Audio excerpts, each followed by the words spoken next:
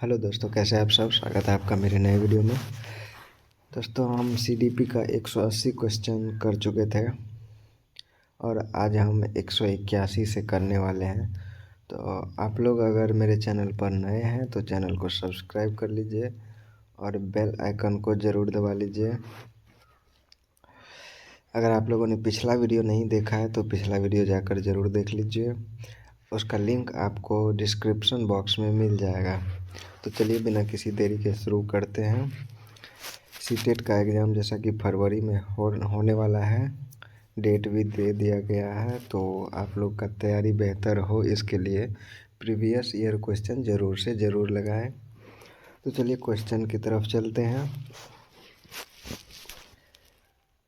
तो पहला क्वेश्चन है, एक विद्यार्थी को किसी सवाल से जूझते देखकर उसकी अध्यापिका उस सवाल की भाषा को सरल करने और कुछ संकेत देने का निर्णय लेती है। तो लेव वैगोत्स्की के सिद्धांत में इसे क्या कहा गया है।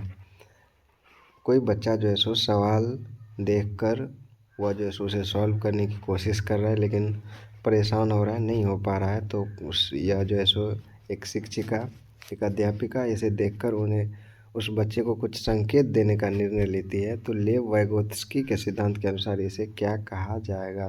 तो इस सिद्धांत को जो है सो पार कहा जाता है। तो ऑप्शन नंबर सी इसका सही आंसर हो जाएगा। बढ़ते अगले क्वेश्चन की तरफ। तो अगला क्वेश्चन है कि लॉरेंस कोहेलबर्ग ने बच्चों एवं वयस्कों में नैतिक तर्क का मूल्यांकन के लिए किसका उपयोग किया। तो लॉरेंस कोहेलबर्ग ने बच्चों एवं वयस्कों में नैतिक तर्क के मूल्यांकन करने के लिए किस सिद्धांत का उपयोग किया। तो उसे हम जो है सो परिकल्पित स्थितियाँ कहते हैं। तो ऑप्शन नंबर ए इसका सही आंसर हो जाएगा। अगर आप लोगों से पूछे कि लॉरेंस कोहेलबर्ग ने बच्चों एवं वयस्कों में नैतिक तर्क के मूल्यांकन के लिए किसका उपयोग किया, तो परिकल्पित स्थितियाँ उसका सही आंसर हो जाएगा।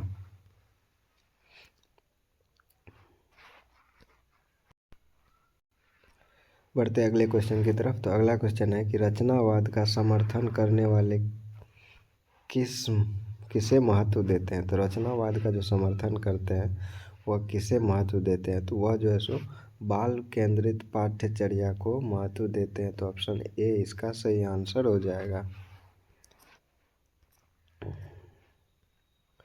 बढ़ते अगले क्वेश्चन की तरफ। तो अगला क्वेश्चन है कि जीन पियाजे के संज्ञानात्मक विकास के सिद्धांत के अनुसार बच्चे किस अवस्था में चिंतन को मानसिक रूप से परिवर्तित कर सकते हैं। तो जीन पियाजे के संज्ञानात्मक विकास के अनुसार बच्चे किस अवस्था में चिंतन को मानसिक रूप से परिवर्तित कर सकते हैं।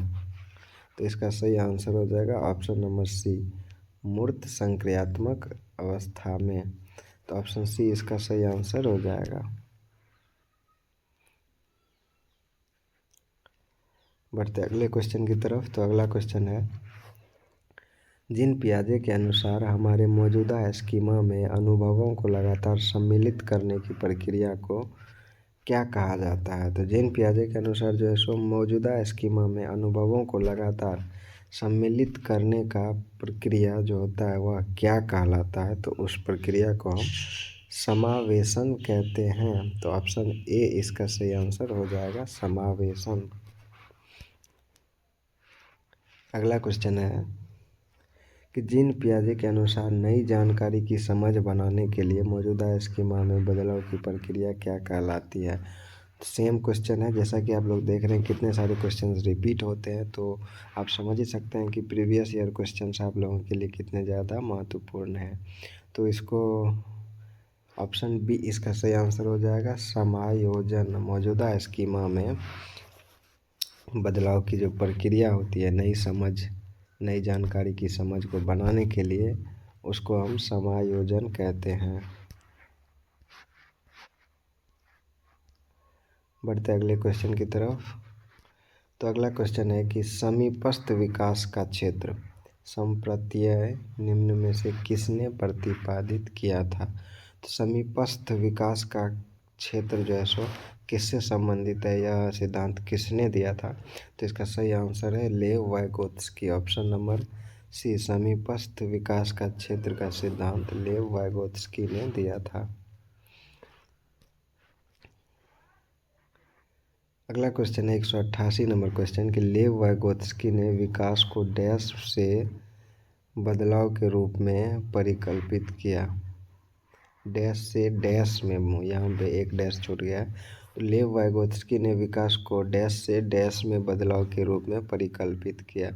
तो लेव वाइगोत्स्की ने विकास को जो है सामाजिक स्तर पर सहभागी क्रियाओं से अनुग्रहित प्रक्रियाओं में बदलाव के रूप में परिकल्पित किया। तो इसका सही आंसर हो जाएगा ऑप्शन नंबर बी।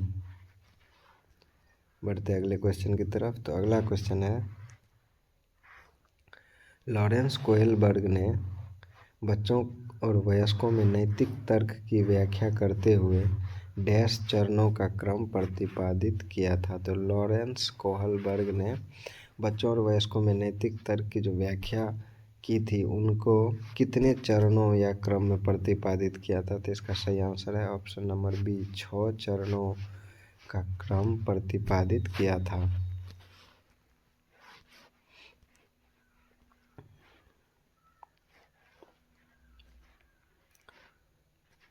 अगला क्वेश्चन है कि संरचनावादी उपागम के अनुसार निम्न में से कौन से घटक को विद्यार्थियों में नहीं बढ़ाना चाहिए? संरचनावादी उपागम के अनुसार जो है सो कौन सा निम्नलिखित में से घटक है जिसे हमें विद्यार्थी में नहीं बढ़ाना चाहिए? तो उसका सही आंसर हो जाएगा कंठस्य स्मरण, यानी कि सिर्फ जो है सो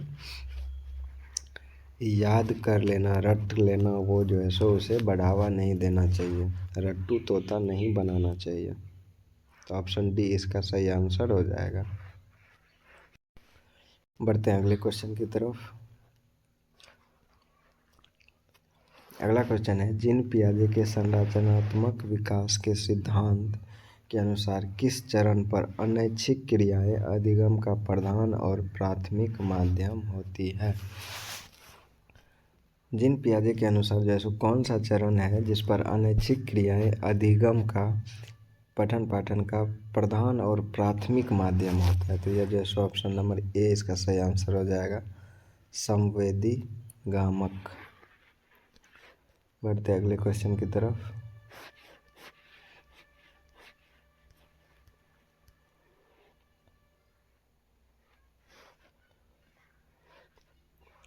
अगला क्वेश्चन है कि रीमा ने अभी हाल ही में तार्किक रूप से और बेहतर संयोजित रूप से अपनी प्रतिक्रिया की तार्किकता को स्पष्ट करते हुए प्रश्नों के उत्तर देने आरंभ किए हैं।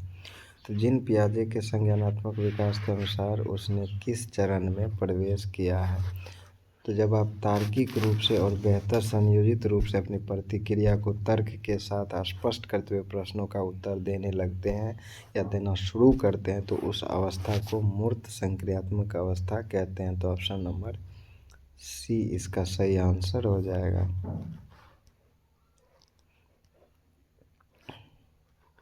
बढ़ते अगले क्वेश्चन की तरफ। तो अगला क्वेश्चन है बच्चे अधिक समझ व ज्ञान रखने वालों के साथ अंतःक्रिया करके सीखते हैं।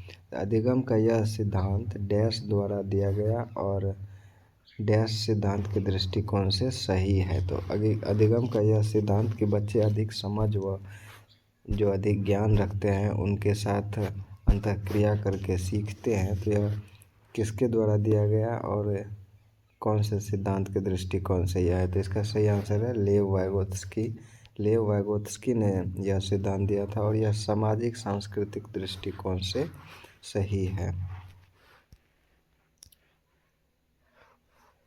अगला क्वेश्चन है कि लेव वाइगोत्स्की के संज्ञानात्मक विकास के दृष्टिकोण के अनुसार एक अध्यापक को क्या करना चाहिए?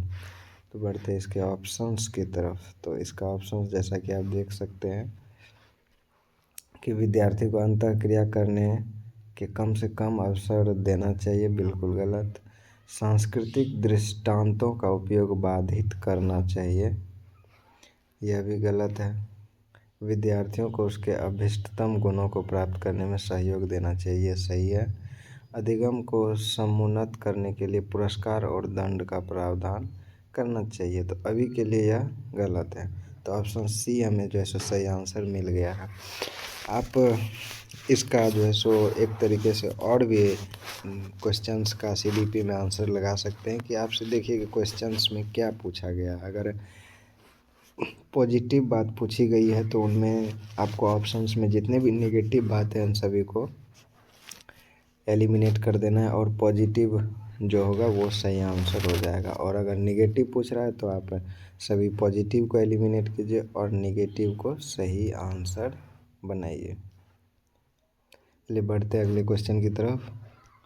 तो अगला क्वेश्चन है कि जीन पियाजे और लॉरेंस कोहेलबर्ग द्वारा प्रतिपादित सिद्धांतों के बारे में कौन सा कथन सही है।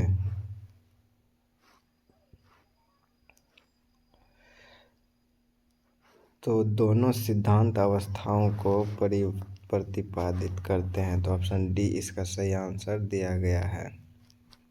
बढ़ते अगले क्वेश्चन की तरफ।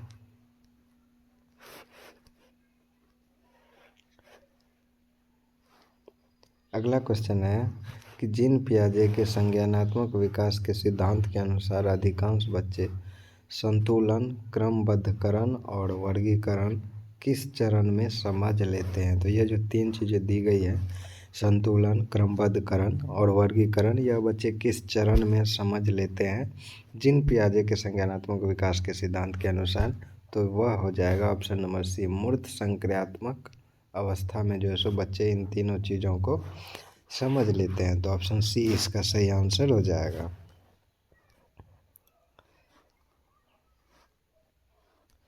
अगला क्वेश्चन है कि लेव वाइगोत्स्की के सिद्धांत में वह योजना जिसमें अध्यापिका विद्यार्थी के लिए सवालों का सरलीकरण करती है, उन्हें संकेत देती है और सवाल को हल करने के प्राथमिक चरण बताती है ताकि वे दी गई समस्या के समाधान को खोजने में आने वाली बाधाओं को पार कर सके, क्या कहलाती है।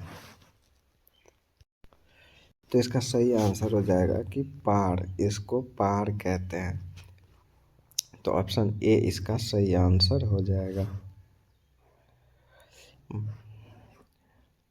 जब बच्चों को सवाल को हल करने में आप उनकी मदद करते हैं, समस्या का समाधान खोजने में थोड़ी हेल्प करते हैं, तो हम उसे पार कहते हैं या एस्केफोल्डिंग कहते हैं। इंग्लिश में उसे एस्केफोल्डिंग कहते हैं।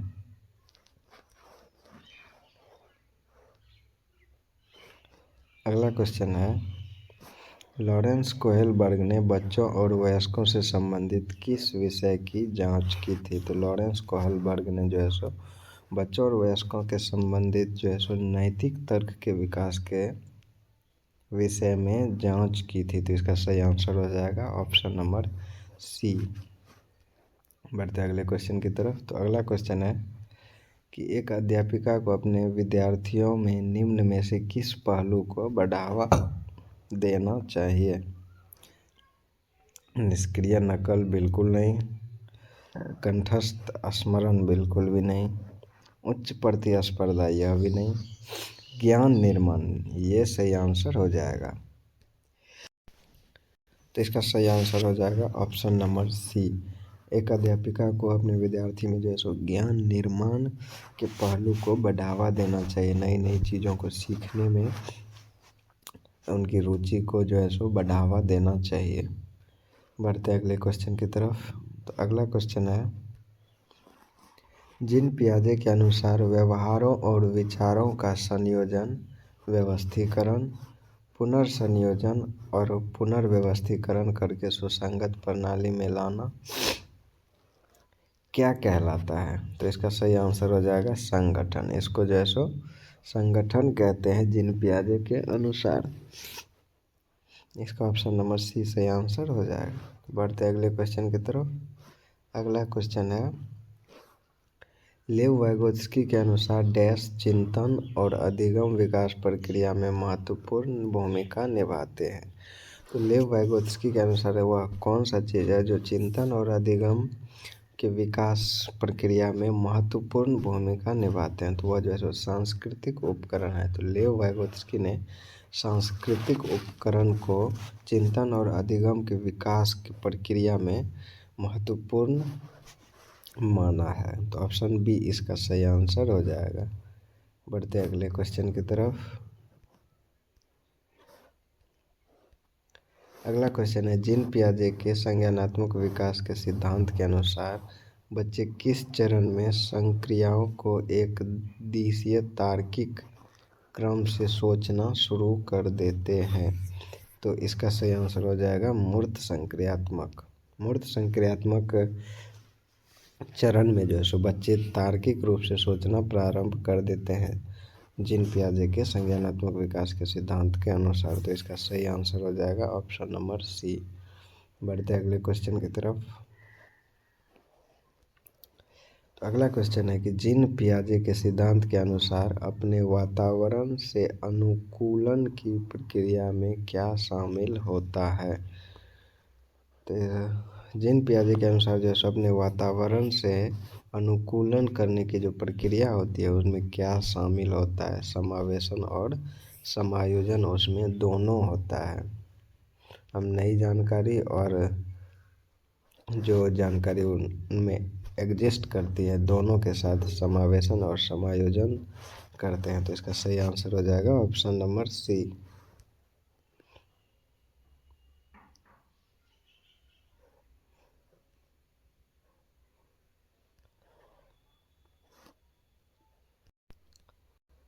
अगला क्वेश्चन है कि निम्न में से किस सिद्धांत के अनुसार संज्ञानात्मक विकास और अधिगम में संस्कृति की अहम महत्वपूर्ण भूमिका होती है?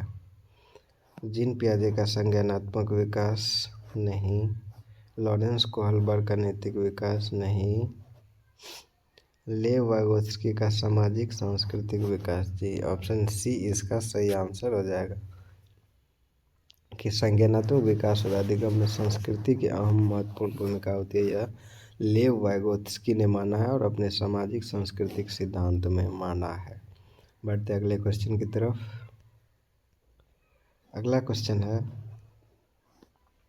लेव वाइगोत्स्की ने संज्ञानात्मक विकास प्रक्रिया में किसकी अहम भूमिका मानी है? तो लेव वाइगोत्स्की ने जो संज्ञानात्मक विकास प्रक्रिया में सामाजिक संपर्कता की अहम भूमिका मानी है। लेव वाइगोत्स्की ने सामाजिक संपर्कता को अहम भूमिका माना है। तो इसका सही आंसर हो जाएगा ऑप्शन नंबर ए। बढ़ते अगले क्वेश्चन की तरफ। तो अगला क्वेश्चन है, लॉरेंस कोहलबर्ग के नैतिक तर्क के सिद्धांत के अनुसार बच्चे किस चरण में विशेष रूप से और जानबूझकर इस तरीके से व्यवहार करते हैं जिससे माता पिता और अध्यापक सकारात्मक रूप से प्रभावित हो?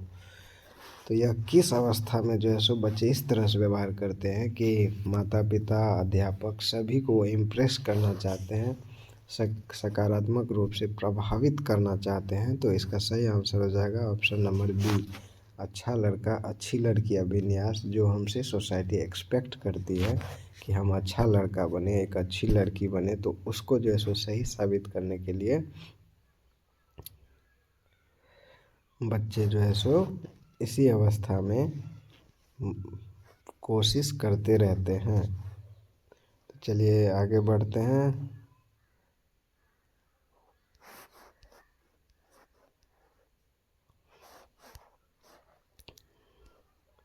अगला क्वेश्चन है कि एक संरचनावाद आधारित कक्षा उपागम में क्या शामिल होना चाहिए? तो एक संरचनावाद आधारित कक्षा उपागम में जो है सो उच्च अध्यापक शिक्षार्थी अनुपात होना चाहिए, बिल्कुल नहीं। संसाधन युक्त और मुद्रक संपन्न वातावरण होना चाहिए, बिल्कुल सही। विद्यार्थियों के बीच प्रतिस्पर्धा को बढ़ावा देना चाहिए, बिल्कुल गलत। चर्चा और विवाद पर प्रतिबंध लगाना चाहिए, ये भी नहीं होगा। तो ऑप्शन बी इसका सही आंसर हो जाएगा।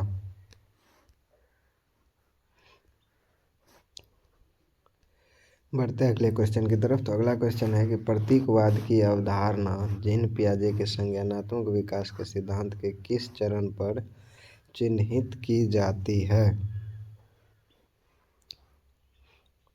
तो इसका सही आंसर हो जाएगा ऑप्शन नंबर बी, पूर्व संक्रियात्मक।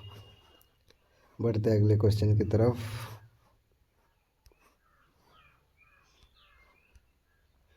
अगला क्वेश्चन है, निकटस्थ विकास के क्षेत्र की चर्चा किस सिद्धांत में की गई है? तो इसका सही आंसर है ऑप्शन नंबर ए, लेव वाइगोत्स्की के सामाजिक सांस्कृतिक सिद्धांत में विकास के क्षेत्र की चर्चा, जो निकटस्थ विकास के क्षेत्र की चर्चा लेव वाइगोत्स्की के सामाजिक सांस्कृतिक सिद्धांत के विषय में जो है सो की गई है। तो बढ़ते अगले क्वेश्चन की तरफ।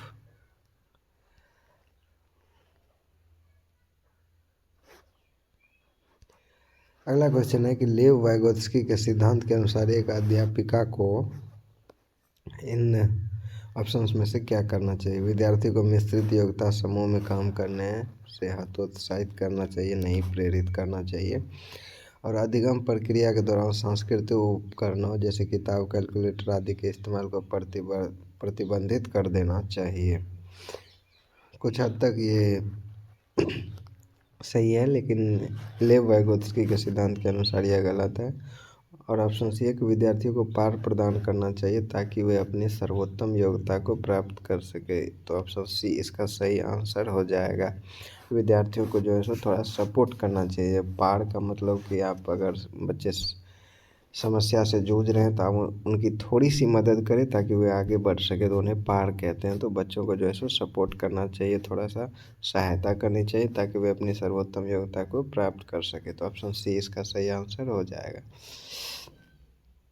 तो दोस्तों आज हम लोगों ने 210 नंबर तक क्वेश्चंस कर लिए हैं। अगर आप लोगों ने पिछला वीडियो नहीं देखा है तो पिछला वीडियो जाकर ज़रूर देख लीजिए, जिसका लिंक आपको जो है सो इसी वीडियो के नीचे डिस्क्रिप्शन बॉक्स से होता है, वहाँ पर आपको मिल जाएगा। और अगर आप लोगों ने चैनल को सब्सक्राइब नहीं किया हुआ है तो प्लीज़ चैनल को जो है सो सब्सक्राइब ज़रूर कर लीजिए। मिलेंगे अगले वीडियो में। Thank you.